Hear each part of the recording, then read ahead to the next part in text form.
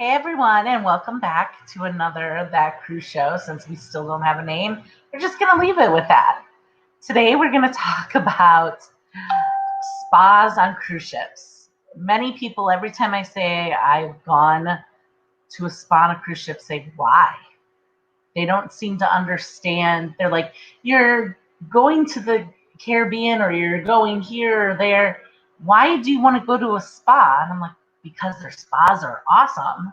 That's why.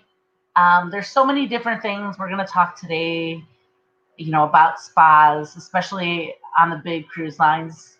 The big new ships, I should say, have great spas, but we'll talk a little bit more. Of course, as usual, we have James and Ashley, and we'll get into some hot topics right now before we start with why can't I think spas? See, I'm putting myself in the spa. I'm trying to relax. You're so zen, you can't remember. That's okay. I know. See, look, I've got the wall behind me. I could be on a mat right now getting a bamboo massage. Nice. So, James, you want to start off, and you got any news for us? Well, I think the only one I'm sure Ashley was going to mention this as well, but I'm absolutely thrilled and quite frankly a little bit surprised that MSC returned without really any incident from Grandiosa. I was talking with some very off the record kind of conversation with some industry people at other cruise lines, and honestly I think everybody was shocked, which either means that MSC did something right and that these protocols work, or they got lucky, or we're going to find out a bunch of tracing stuff in about 2 weeks that makes it not as good. But Let's hope it's not the last one. Oh, clearly, I hope it's not the last one. I really hope it. And frankly, MSC put some fairly draconian policies, and they enforce those policies with kicking off a couple that are a family that broke the shore excursion bubble. So I really hope that they were successful. I would love to see that being a model, but it was kind of funny talking to some small ship people that had a ship with 60 people on it, and they had cases where you have something like 700 or 1,000 people on that ship, and it seems to have worked. So fingers crossed, and hopefully that's a model for the future, because I would love to allow those people who are ready to go out to do that, while the rest of us maybe save up a few more months so that they can book a balcony cabin or book a suite instead of feeling like they had to only do an inside cabin, because when this is all over, it's time to party. Yes, I'm really glad to hear the good news about MSC. Grandiosa actually has already departed on time on its second voyage since this whole thing happened. So crossing our fingers that the streak of good luck and healthy protocols continue.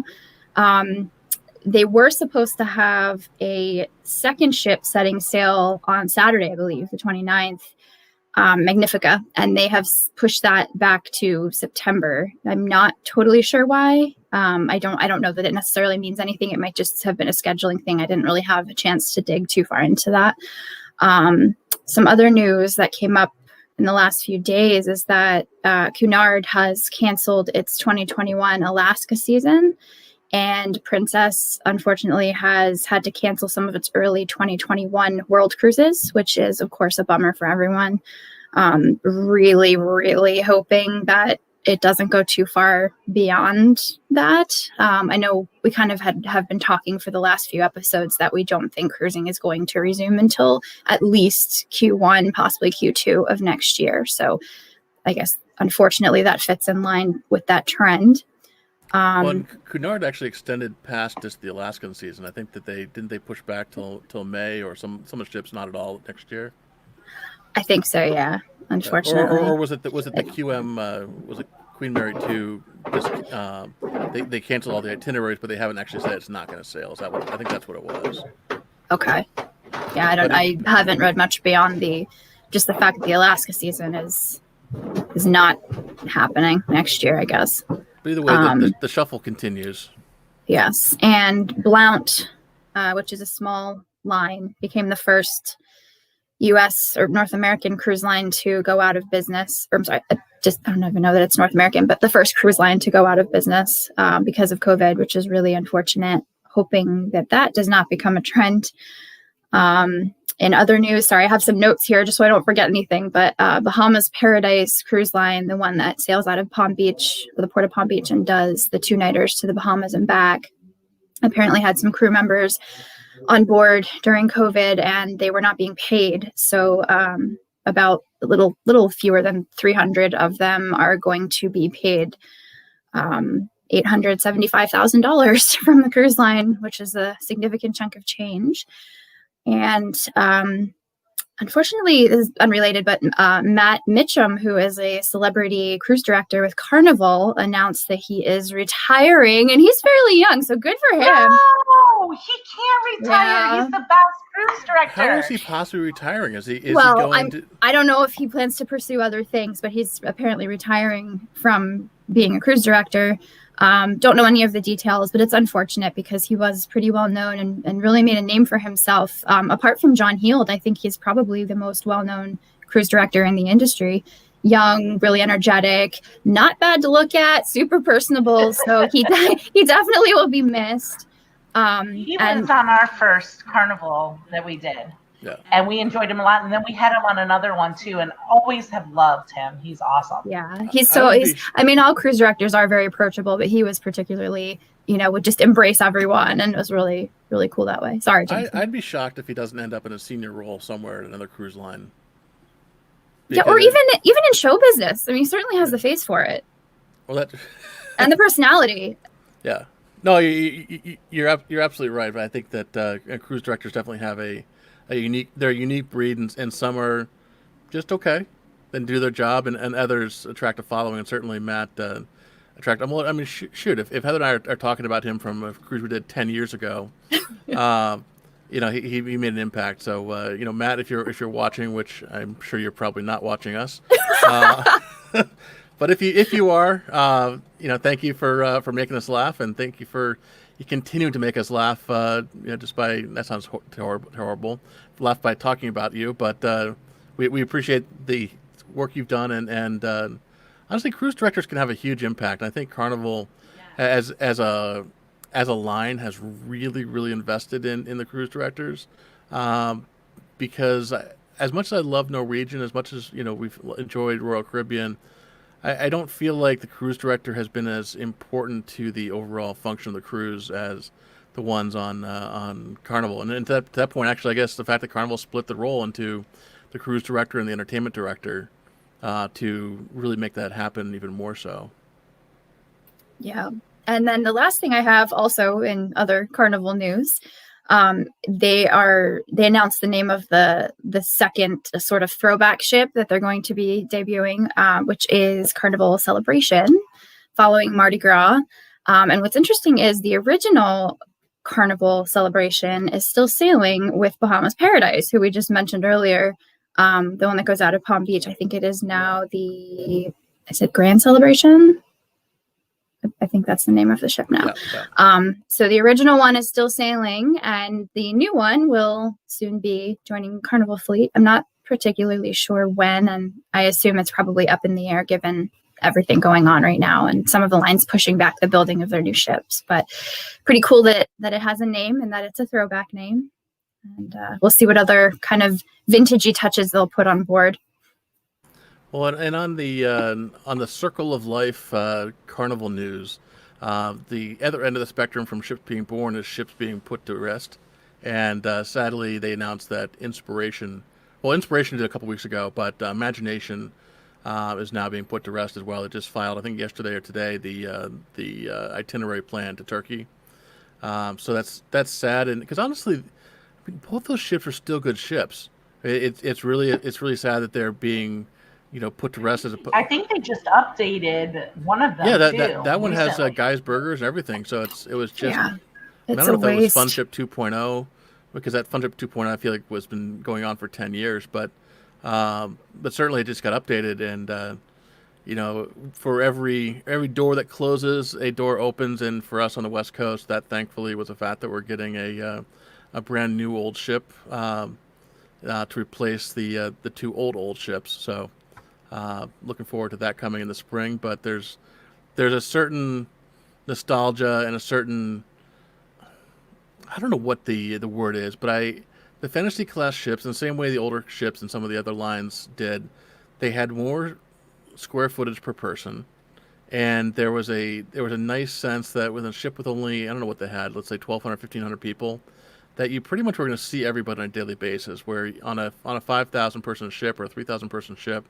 you just aren't going to have that same experience. And there's people who, for those of you who haven't cruised before, you don't understand what I'm talking about. But there's people that you see on a daily basis over the course of 3, 4, 5 days that you just like, that guy has a nice smile, or that guy always wears, Jim Beam t-shirts on, so I'm just going to wave at him, he's going to wave at me back. I don't know the guy's name, but it's always nice to be like, hey, Jim Beam, and just kind of wave. And I don't feel like that happens on a full-size ship the way it does on the smaller ships. So that's exactly right. Actually, Carnival Fantasy, which is one of the ones that was just sent to Turkey also, was my second cruise ship ever after I started working in the industry. And I remember I took my brother, who was only 20 at the time, so he was kind of stuck in that weird age group where he like couldn't drink and was too old for the kids club, so he was like, okay.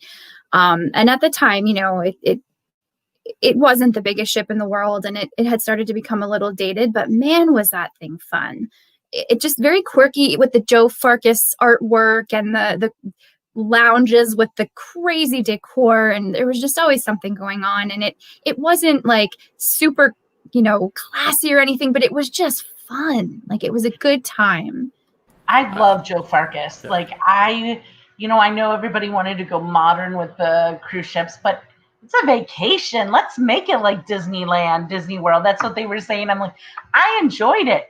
I mean, if you look at Carnival Miracle, which is an awesome ship, and you go down to where the comedy club is, it's an Alice in Wonderland theme that is just amazing. Like, I always look forward to seeing all these quirky stuff. Joe Farkas, you rock.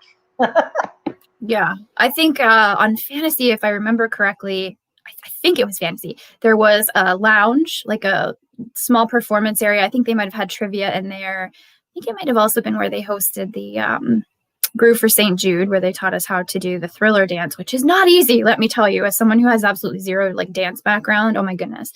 But this lounge was decorated with giant candy bars.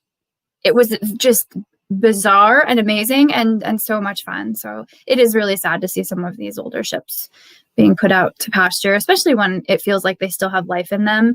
And especially because, like James said, there are really niche areas of the world that these ships cater to, and they're great for the drive-to market. People who would say, I just want an inexpensive short cruise for the weekend. I'm going to drive to, whatever the nearest home port is, get on the ship and go and have a great time. And yeah, so it's sad. Well, I know we're going to shift to, and actually, Carnival has some great spas too. But as far as the drive-to market, just to be fair to Carnival, they're not abandoning that drive-to market at all. I mean, I think it's interesting as they've shuffled stuff around, and I'm not sure exactly where. I mean, clearly I know two of the ships left from Los Angeles, but we got a brand new ship. Mobile just got is it Sensation or Sensation? So they haven't completely abandoned. I don't know. I think Sunshine is permanently in Charleston. Is that right? I'm not sure about that one. But but yeah. I think it's seasonally, maybe not. Well, either way, they haven't completely abandoned the drive-to market. So I think that's good, and I wish that other lines would do the same. But it's I mean, honestly, you can't put a 3,000 passenger ship like whatever the new Carnival one is going to Long Beach in Mobile. You can't put that in Norfolk. You can't put that in other places. But it'd be nice to have Royal Caribbean and Norwegian as they expand to support those markets too. But right now, I think the reality is for the next 5 years, it's a recover from the losses and pay off the debt that they've insured. So I'm just happy that we'll have something still. So anyway, yeah, I don't know about you guys, but I could really, really use a spa treatment right about now. Speaking of. Oh God, yeah. I mean, the spas on the cruise ships. I don't even know where to start. Okay, so let's start when you get on the ship. You're gonna have people that are coming at you saying, there'll be a spa person with a pamphlet saying, if you'd like to go and enjoy yourself in a spa, here's some treatments you may think of. Take a look. Here's some special of the day things that you could do today and some free things. It's kind of overwhelming when you get on the ship, but really take a look at that spa sheet they give you because there's a lot of good stuff on it. On the first sea day, or not sea day, embarkation day, they usually have different prizes they give away for spa packages and stuff like that. And it may seem like a waste, and you're like, I don't want to wait for it. But you could get $250 worth of spa package on there. Definitely go. Definitely go. They usually they'll either tell you about it as you're boarding or it'll be on your daily schedule that's in your cabin. But they usually give a spa tour to show you what all the facilities are like. And then they'll do a drawing, like Heather said, for some sort of free treatment or onboard credit that you can use for a treatment. It's definitely worth your time if you can put up with a short sales pitch. Absolutely worth it. Now, Ashley, what ships have you actually gotten spa treatments or spa day passes to? We'll explain the difference between a day pass and a treatment too. The list is way too long. Fun fact about me, I very rarely schedule spa treatments for myself on land. When I'm on a cruise, even if I'm there for work, I'm thinking, okay, I'm going to do it. I might as well. I can test it out. I can write about it. And it's kind of an excuse for me to go. I don't generally pamper myself that way when I'm not traveling. So in my mind, like you were saying before, Heather, people will say, why would you go on a ship to go to the spa? You're not going on the ship specifically to go to the spa. But I think when you're on a ship, you're in a sort of a vacation mindset. And on vacation, you want to relax. And there's no better way to do that than to go to the spa. So I've done, I would say, treatments on at least half of the ships I've been on. So 20 plus treatments. Oh, gosh, yeah. And they are more pricey than what you will generally find on land, but I've never had a bad massage. I usually go for massages. I have had the occasional manicure, pedicure. The very last sailing I was on before COVID hit, I had a seaweed wrap massage, which I had never done before. And that was interesting because they cover you in like mud and then they wrap you in tinfoil and you feel like a giant baked potato. And then they have you lie like that for a few minutes and then have you like, there's a shower right in the room and you just, the spa attendant. Yeah. The person doing the massage leaves, of course. And then you get in the shower, try to rinse it all off. And inevitably you will miss a spot. You'll get back to your cabin and still have mud like on the back of your leg or something. But they do have some really cool treatments too. Like you can get your teeth whitened. Some of them have acupuncture. Some of the massages are crazy too, like even crazier than the seaweed stuff. There's, I think it's Princess does a chocolate massage. Some of the ships have gold massages. I don't know if it's gold. I've never understood that gold thing. What a waste, right? Like just let me round that up and I'll like press it into some sort of jewelry. Why the heck would I want to plaster that all over my body unless it is jewelry, but Yes. To each their own. Have you done any fun ones, Heather? Well, I'm really big into, as I was saying, we're going to talk a little bit about the spa, like getting a day pass versus, the individual treatments. I've done a lot of day passes and I have done some treatments. One treatment I did was interesting. I love a good deep tissue massage, but I did the bamboo massage where they take, they have tons of oils, but then they roll different size bamboo on different parts of your body and press in. Now, I've always wondered when they do that, does it hurt? Is it like a foam roller, like after you work out and you're rolling out your muscles to kind of work out okay. It is a little weird because it's not, it's wood. So when you first get it done, it's different.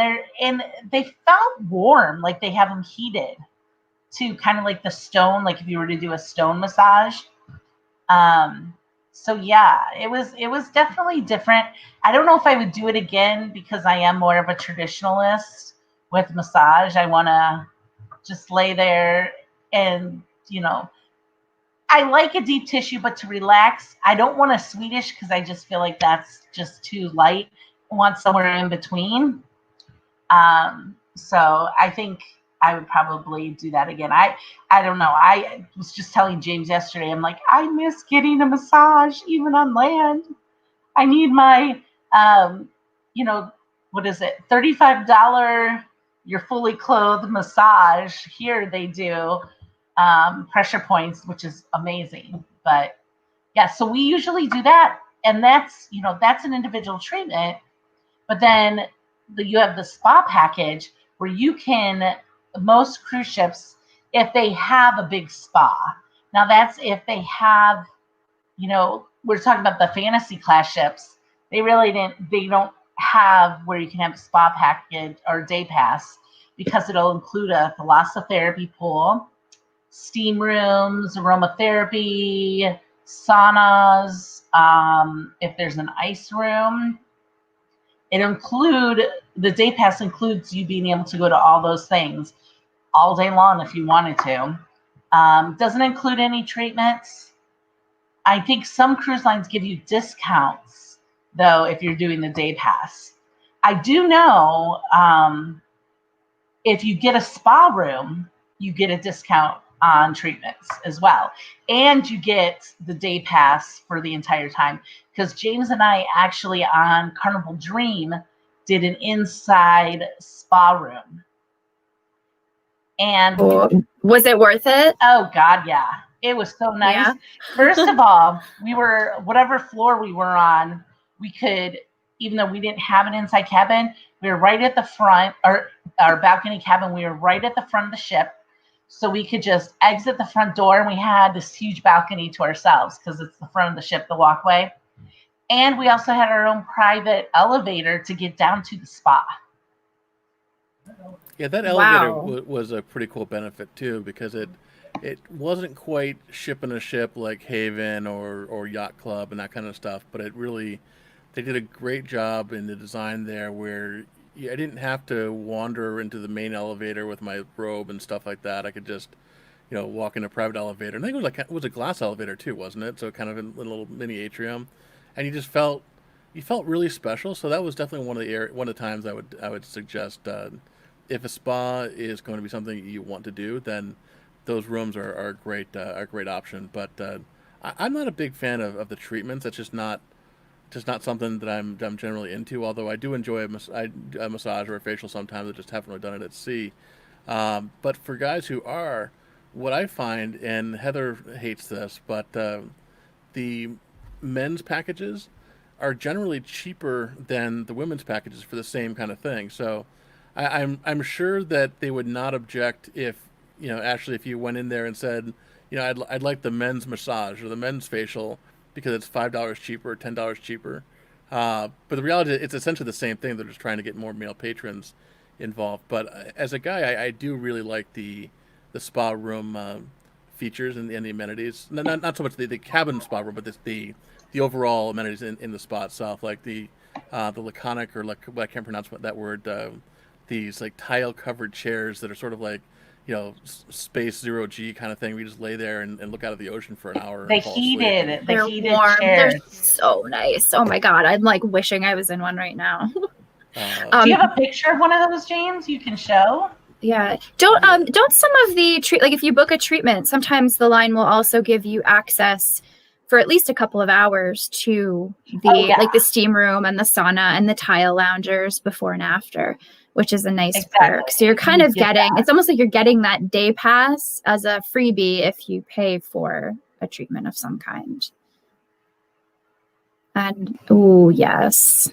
So I promise this is not a commercial for Carnival. However, Carnival they've invested a really phenomenal amount of energy into making their spas good. And I think that's part of the thing that's nice about Carnival is that, you know, while it's not as fancy as some of the lines, that you know, the stuff that their typical customer isn't going to do on shore, they can do on the ships, and I think that's just been a really strong point for Carnival. But They're not the only ones that have a cool feature. One of the things I think we talked about a little bit ago was the where is this? The Norwegian. I will say the chairs, those chairs on Carnival the beds or loungers, whatever you want to call them, are more comfortable there than they are in Norwegian. I don't know why, but Norwegian, you should check those out because they are just so much more comfortable.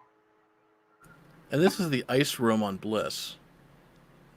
Well, actually, this is also on Escape and a couple other ones too. But this is where I need to be right now because I'm way too hot. Viking, I believe, Viking Ocean ships were the first ones to have those ice rooms in their spas. And what they say is that you should go back and forth a couple of times between the ice room and the sauna, and then back to the ice room and then the sauna, because the expansion and contraction that it causes within your body helps your circulation, which I thought was pretty interesting. So do they give you the branches with the leaves to beat your back and stuff on there too on the Viking? It's like an actual Scandinavian spa?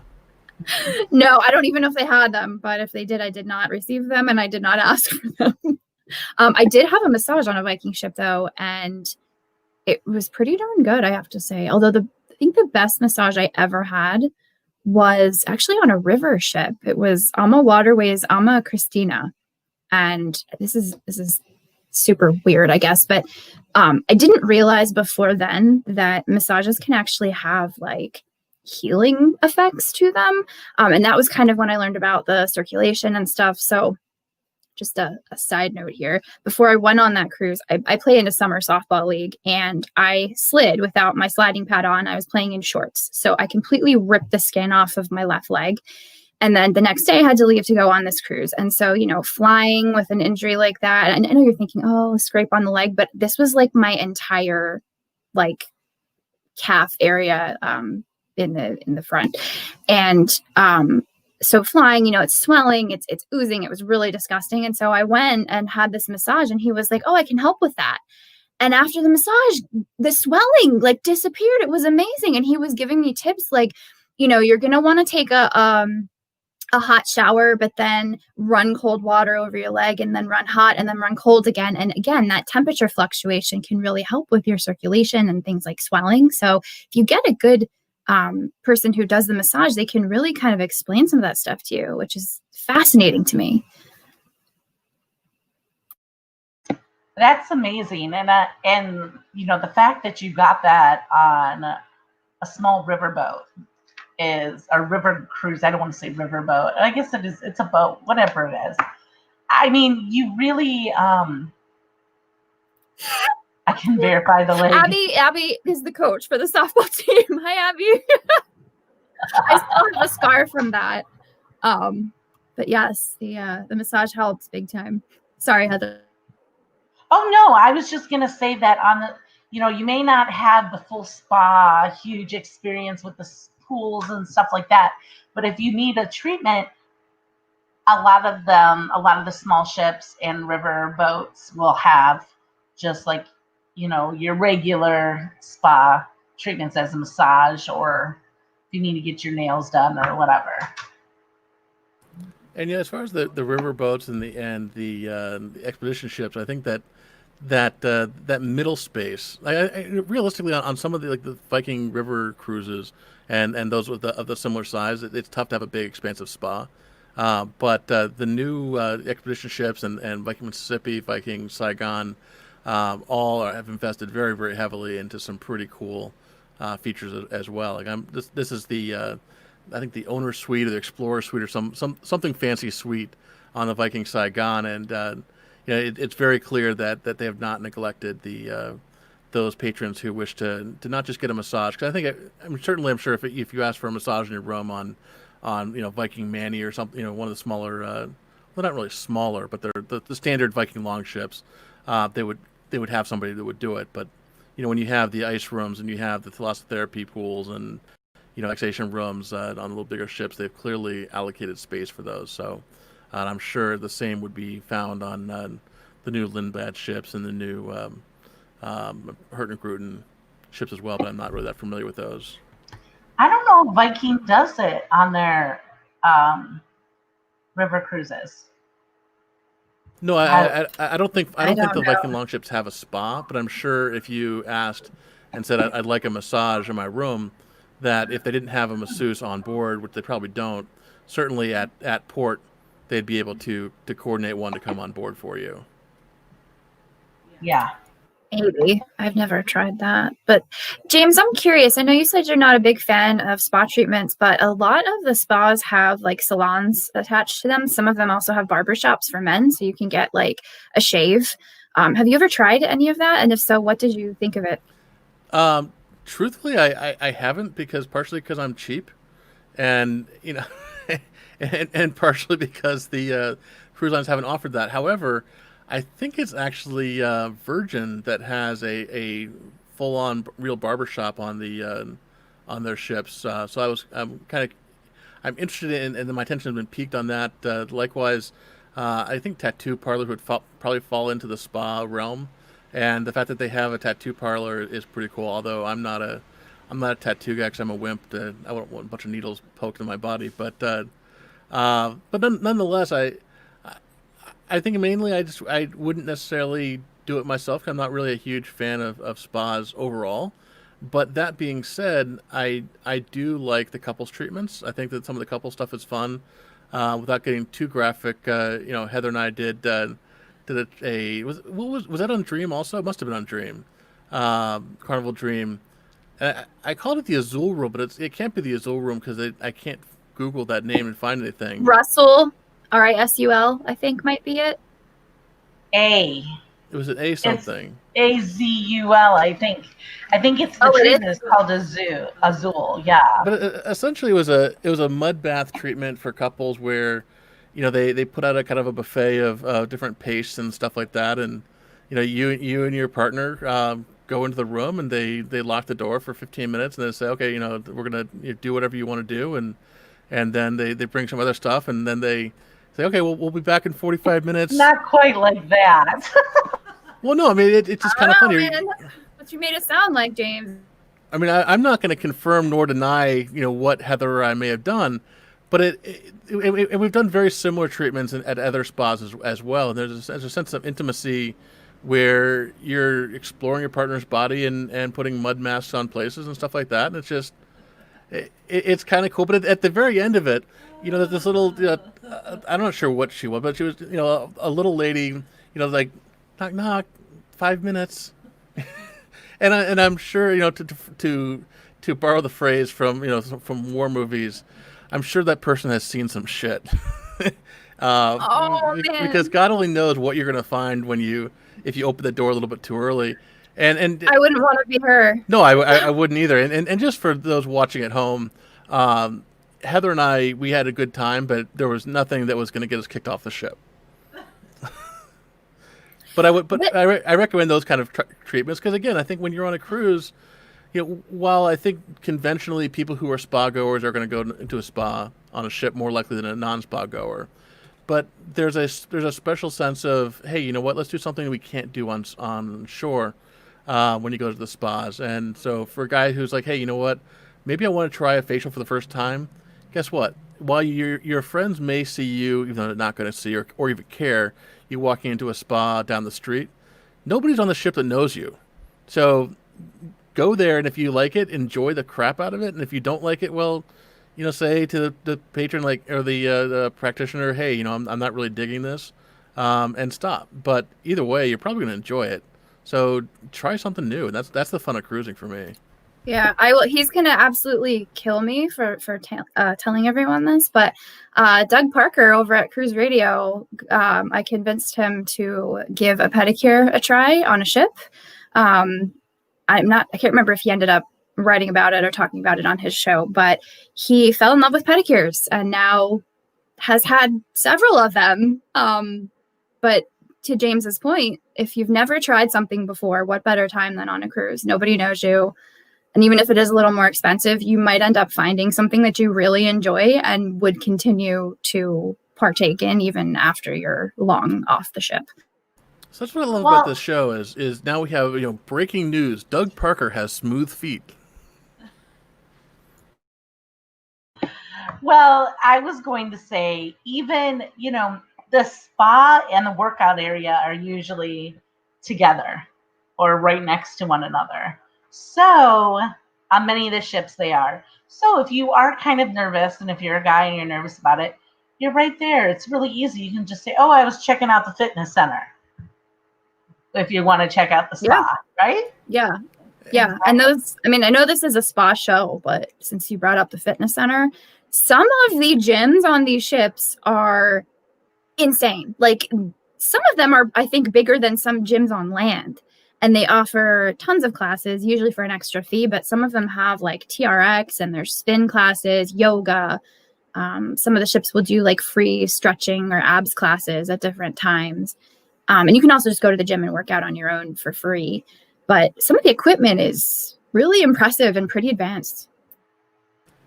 Yeah, and another thing is, I mean, anybody that watching the show knows that I'm a big guy, and frankly, the cruise ship showers are not big guy friendly. Hell, they're not even small person friendly for the most part. But the spa showers are generally full size and pretty accommodating.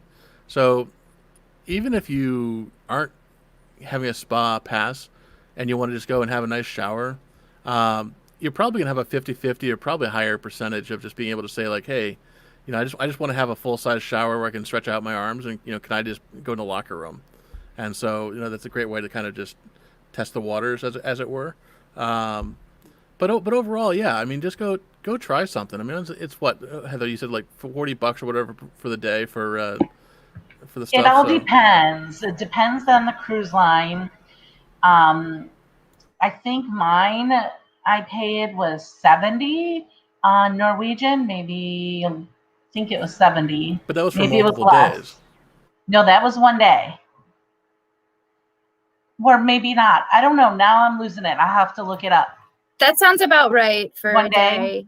They do usually offer discounts if you purchase for multiple days. I think after a certain point though, you just have to purchase one that's cruise long. Well, Yes, I think that is definitely the plan, is that, you do a day or you can do a cruise long, which you would get at a cheaper price. Or if you do the spa room, then it's already included. And you get, I think it's 20% off of any treatment that you do. Yeah. Speaking of, sorry, go ahead, James. I'll say Cloud9 Spa on Carnival is a day pass is $40, and if you do a 7-day cruise, it's $139 per passenger.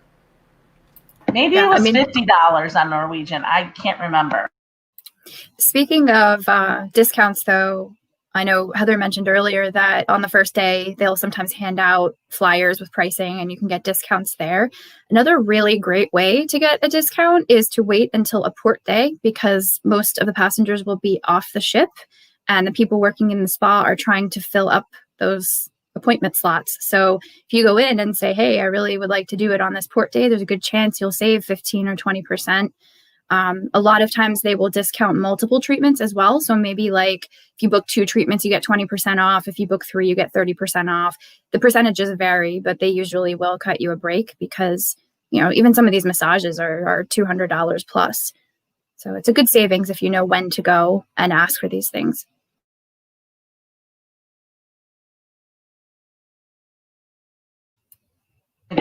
Okay, there. I was muted. No, you're right, exactly. And they put like random packages together, like try the spa, and it'll be like a head massage, foot massage, back massage, not a normal treatment, but just for people to see what it's like there in the spa. And it's heavenly. I mean,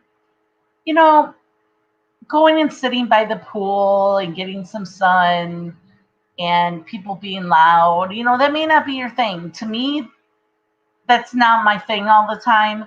I'd rather be in the adults sanctuary area where I can just relax. So that's kind of how I am with the spa. The spa's nice. I don't have to be around all the craziness at the main pool area, which sometimes I like that.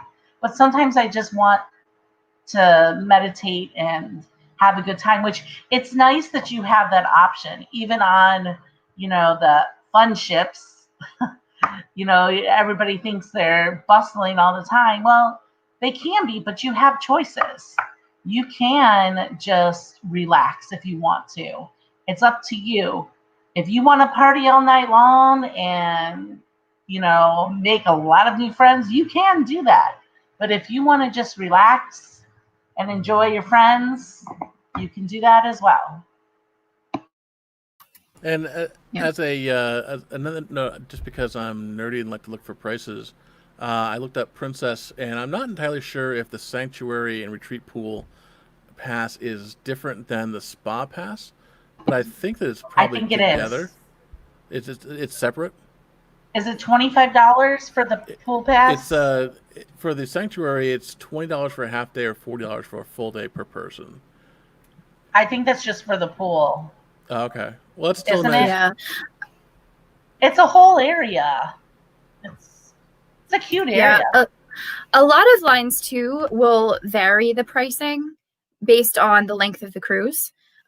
Generally, I if it's shorter or longer, the price might go up or down depending on demand. Because if it's a shorter cruise, obviously there are fewer opportunities for people to get in there. And on a longer cruise too, it's gonna cost you a little more if you book a cruise long pass because you're on board for a longer amount of time. So it just some of like I'm sitting here. I actually have, excuse my big red scribble on the top. I know you can't see it. But it's a price list from Oasis of the Seas from like late 2019, I think it is. And it says relaxation favorites, thermal suite, day and cruise passes are available. Visit spa for pricing. So a lot of it will fluctuate. It can change on a daily basis. Really, it's kind of all just up to the whims of the cruise lines in some cases.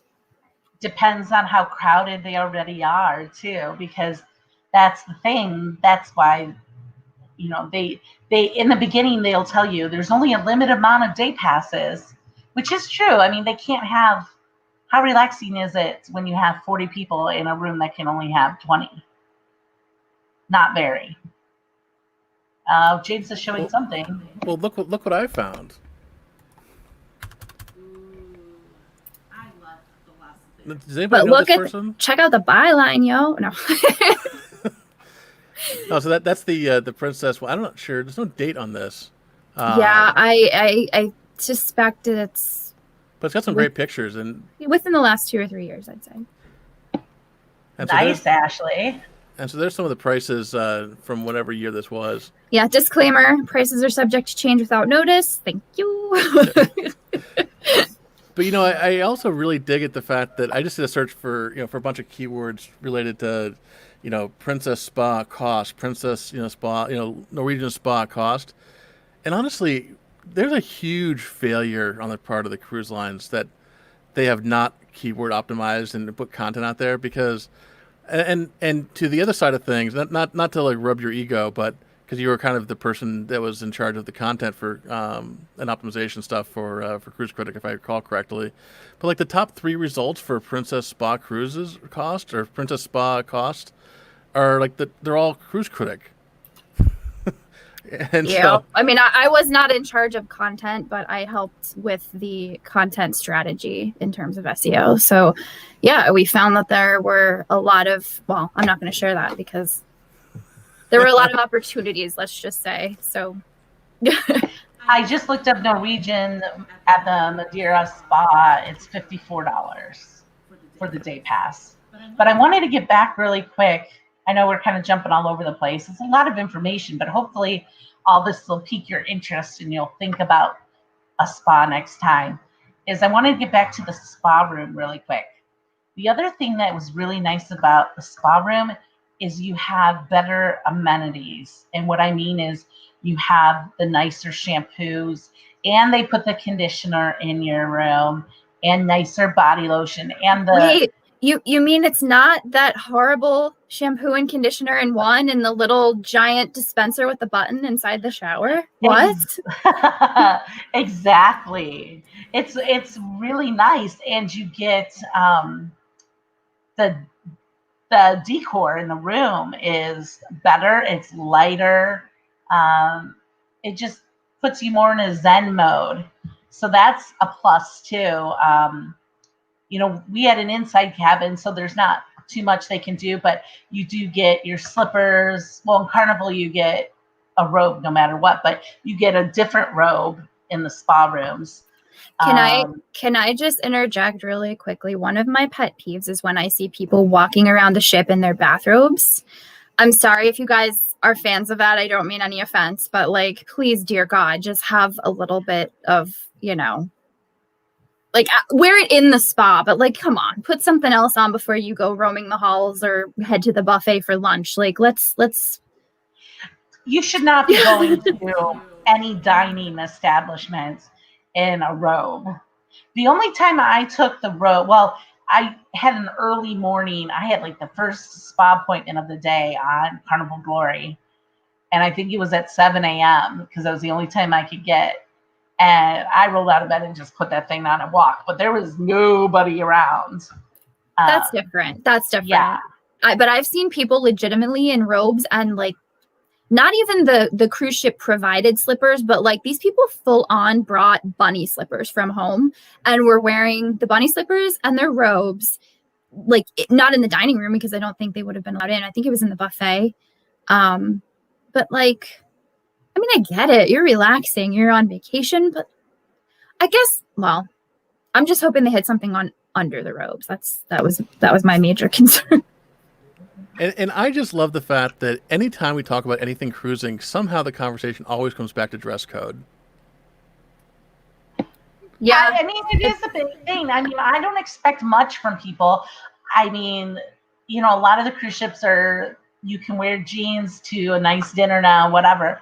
But I mean, you still get that person that's wearing that muscle tee that says like, get her done or something. I mean, that doesn't bother me. Like if you're clothed, I don't really care what sort of clothes you're wearing. It doesn't bother me. It doesn't affect my meal. But like, to me, a robe is not clothing. That's like something you wear over clothing. It'd be like, I don't know, it'd be like wearing your underwear to dinner or a bathing suit, which I guess is fine because your private bits are covered up. But like, I don't know, your bare butt's on the chair that someone else is about to sit on. Maybe I'm just weird, but I would agree with the swimsuit thing.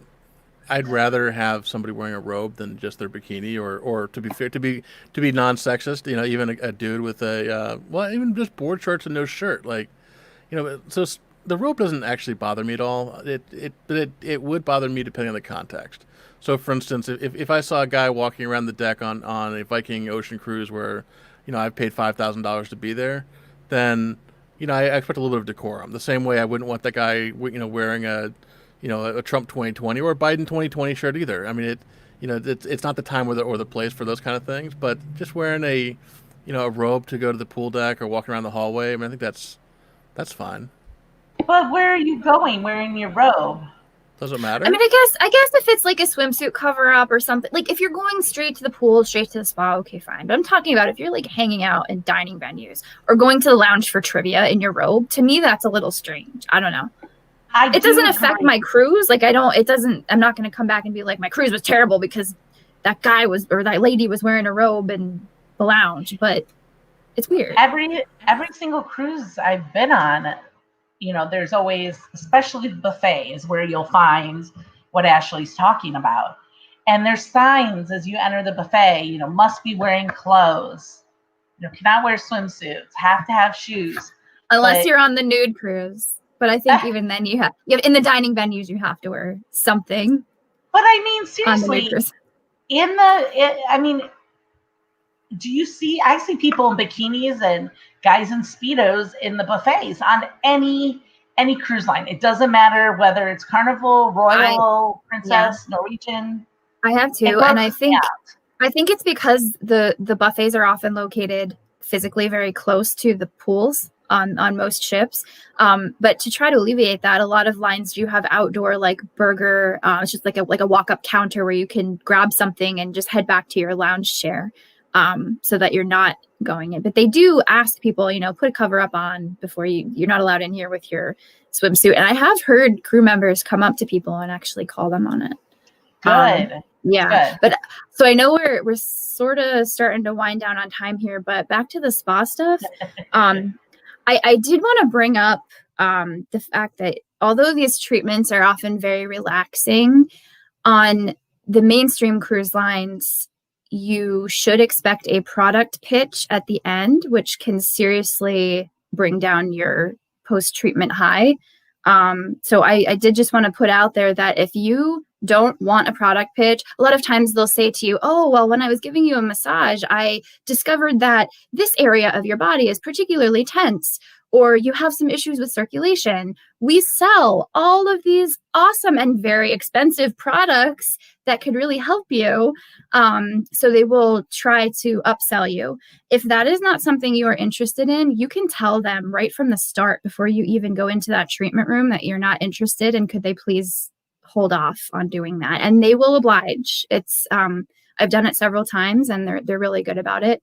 Something else to keep in mind too, you can tip and should tip the person who gives you your treatment, but most cruise lines will automatically tack I think it's between generally 15 and 18% gratuity onto the cost of your treatment. So when you're looking at the price list for spa treatments, just know that those prices do not include the additional 15 to 18% that will be added on. And you can tip beyond that if you want to, but don't automatically go to that little line on the receipt and fill in a tip amount without realizing that they've already included a tip.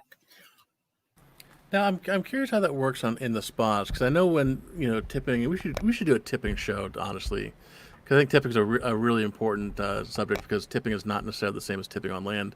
But when you tip in a spa, generally, if I gave the spa attendant a $20 bill, or I wrote $20 or $40 as a tip on the receipt at the end of the counter, that money goes to the attendant. But on a cruise ship, if they're automatically adding it like that, is that 15% or 18% being spread among the whole team at the spa, or is that actually going to the provider? In which case, you really should not look at the 15% surcharge as a gratuity, as much as simply a service charge.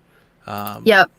Yeah, I always give extra for that reason, because you don't really know where it's going. And I know with, so you're talking about providers, a lot of the cruise lines contract with companies to run the spas. So it's not actually the cruise line running the spa on the ship. It's an outside company that comes in. A lot of them use Steiner. There are a couple that partner with Canyon Ranch. So they are big names. They know what they're doing. But along with those big names come big prices. And I know with just general tipping on the ship, so per person per day, you will be charged a set fee, depending on the type of cabin you're in. Usually suites charge a little bit more per person. And that money is, in theory, there's been some debate about that, but in theory, that money is split among the cabin stewards, the waiters, and all the behind the scenes people who wash the linens, who cook the food. So I'm not sure if the spa tips are the same way, but again, I usually leave like an extra 20 or so just in case, to make sure that they get something. And I'm sure, like anything, if it's going to depend on the different establishment, but always ask, and certainly tipping is really important, because when I started cruising, I didn't realize how little these guys made, and the amount of service, the amount of joy that they provide us, really. Even if it's an extra $5, I understand everyone doesn't have tons of money, but if you can afford a $50 or $100 spa treatment, then throw an extra $30 on there too, because that $30 is going to be way more for that provider than $30 would for you. 'Cause, I mean, $30 is like 3 drinks, so just have one less drink a day for the rest of the cruise. Exactly.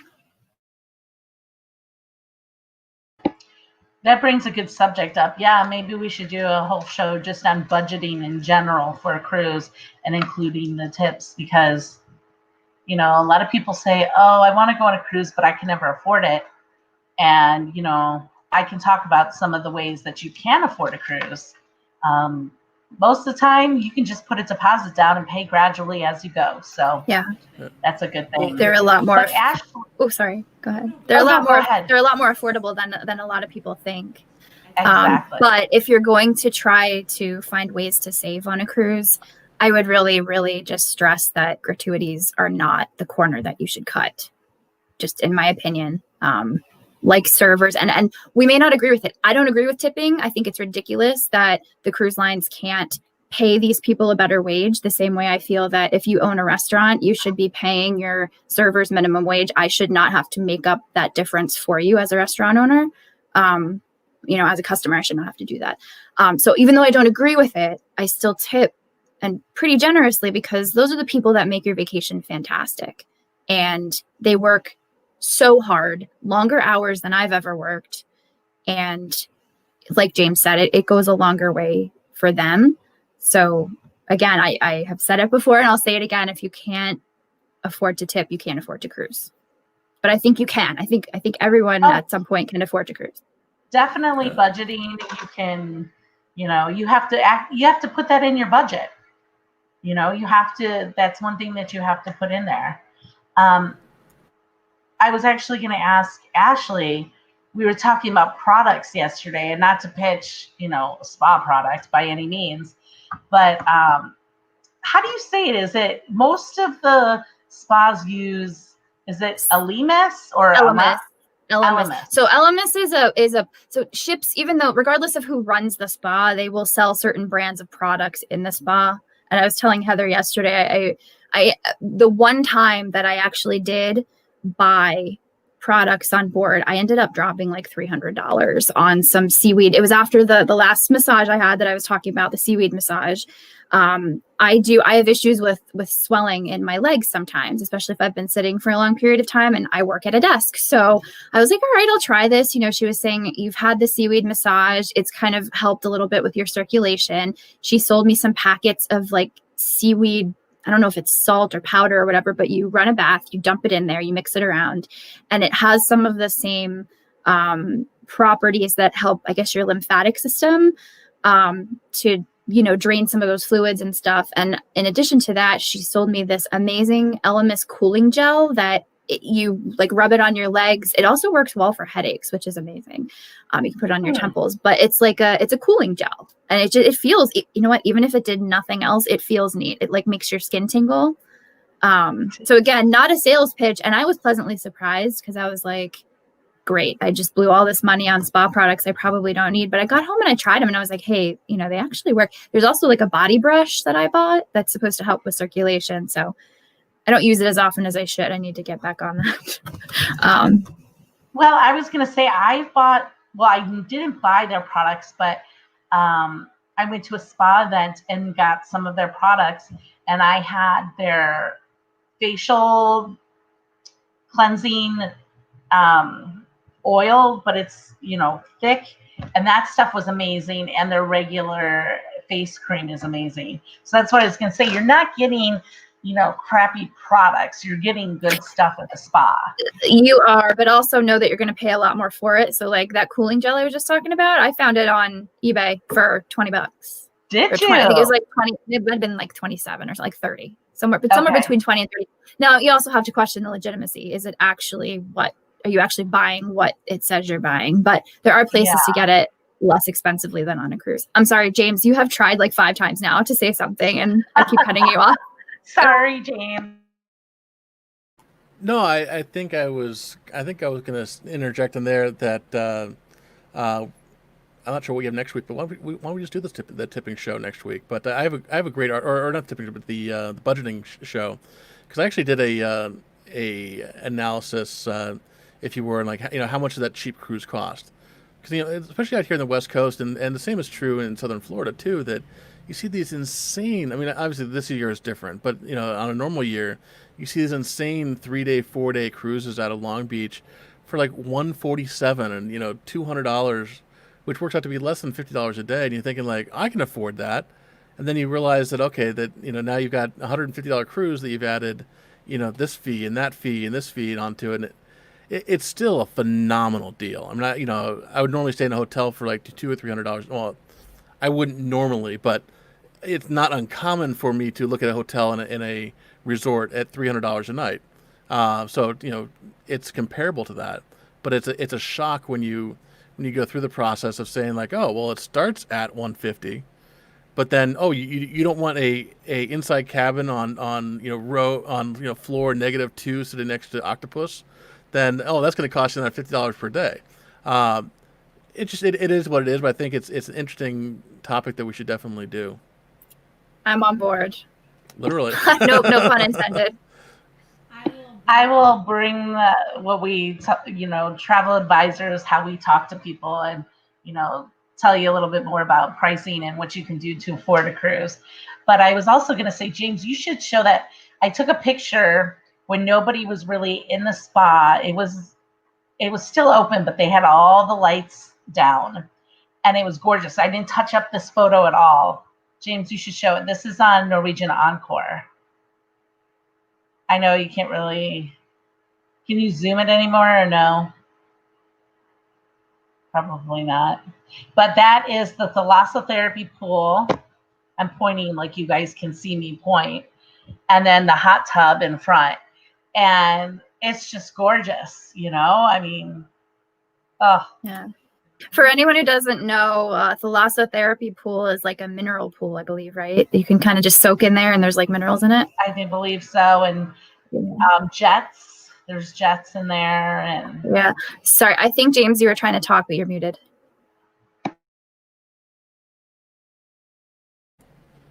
Oh, well, I didn't really say anything important, but now that you just drew attention, we had 20 seconds of dead air. I feel like now I got to fill it. So sorry. Thank you, Ashley. No, there wasn't dead air. I don't think, because Heather and I were talking right over you. It's all good. Nobody's watching anyhow, so we're just talking to ourselves at this point. If you are there, comment. If not, we'll see you next week. But no, it's interesting because I don't know if you can see it on the small screen, but clearly this is all lit up here with you can't see my mouse. Wow, we're not even drinking today. But you can see the hot tub clearly. Can we drink next week? You want to? We should do it. Actually, we're going to talk about budgeting for drinks. For alcohol, Heather and I just splurged and we bought a Blendtec blender, probably the most expensive blender I've ever bought in my life. But it is so cool. So if you want to be frozen drinks like on the shelf. just to make Ashley blush, maybe we should make up the BBC. Oh my god! If you can find a recipe and send it to me, I'll make one for myself for next week. But I think we are way off the spa train at this point. Well, I'll bring it back to the center here. Let me turn this off. But one of the things that's kind of cool too that the spas have is just like the spas on land do, where have these not scented waters, but the flavored waters and that kind of stuff. They have some great teas and great waters and stuff like that in the spas. At least the ones on Carnival and Norwegian. So I presume it's the same way the other ones. So there are drinks, and I feel like somebody has like a spa menu, like food bites, but I can't remember where that was. I believe it's Celebrity. The Celebrity, and I think Royal might as well. Yeah, they do smoothies right in the front of the spa when you walk in, because I had a smoothie there, and they do other bites, and they actually have. I think James, your mom has talked about someplace on the royal ships that is a lighter fare menu, or I could be wrong. Probably, I'm not sure. I wasn't sure where you were going because my parents have talked about a lot of different things related to spas and secret spots on the ship. So. Sorry, Mom and Dad. Okay. Well, and that was dead air. That was definitely totally dead air. We're all muted and like, should we press unmute? All right, guys. Automatically do it, but no. Well, it is 4:07, so yes. We'll see y'all next week. Wrap it up. Yeah, tune in next week for budgeting, which is exciting. It's going to get me in the mood to plan a sailing. I know. I want to go now. I want to just jump in the water and swim after Grandiosa. Wait for me. Well, if we swim out to Eclipse right now, we could pretty much be guaranteed that there's absolutely no corona there at all. Because they've been sitting out there for weeks. Except for corona. They're probably, I don't know. I would assume they would stock the crew bars, but I don't even know if there's like 10 people out there or like 200 people out there. I mean, they've got to have people on the engines and the pilot up in the I think it's probably very like skeleton crew at this point, just enough to keep the lights on. You know, I wish the cruise industry was more open. I wish they would talk about what's going on these ships and really embrace people. But I also understand their liability. But that's another ship to another. Discussion for another day. Yes, we'll talk to y'all later. Have a good rest of your days.